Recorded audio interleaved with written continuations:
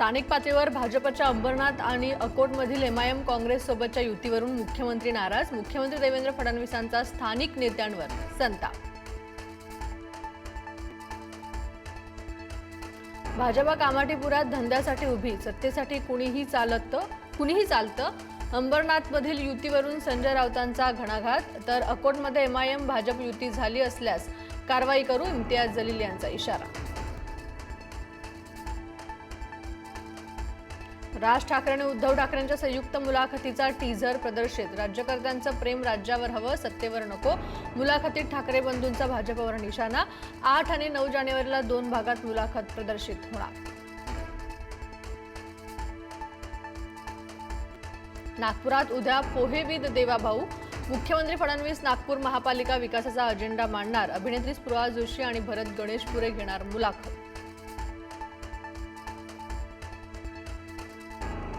भाजपच्या प्रचार गीत निवडणूक आयोगानं नाकारलं. भगवा शब्द असल्यानं आचारसंहितेनुसार आक्षेपार्ह शब्दप्रयोग झाल्याचा ठपका. तर निवडणूक आयोगाला भगव्याचं वावडं का? केशव उपाध्येंचा सवाल.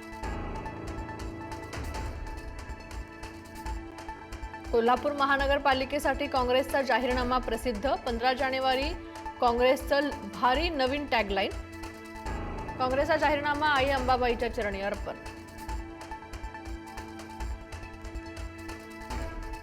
खासदार श्रीकांत शिंदेंची नाशिकमध्ये प्रचार रॅली. उमेदवाराच्या प्रचारार्थ श्रीकांत शिंदे मैदानात. काळाराम मंदिरात दर्शन घेत प्रचाराची सुरुवात. अजित पवारांचा आज पुण्यात रोड शो. शिवाजीनगर, कसबा, कोथरूड, पर्वती परिसरात प्रचार रॅली. संध्याकाळी अजित पवारांची पत्रकार परिषद. अजित पवारांच्या राष्ट्रवादीच्या उमेदवाराचं प्रचार कार्यालय जाळण्याचा प्रयत्न. छत्रपती संभाजीनगरच्या कैलासनगर भागातली घटना. पोलिसांकडून अज्ञातांचा शोध सुरू.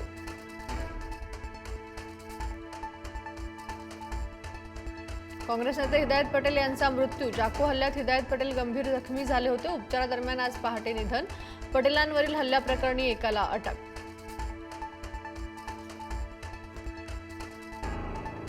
रवींद्र चव्हाणांच्या विलासरावांवरील विधानावरून लातूरकर आक्रमक. लातूरमधील संघटनांकडून बंदची हाक.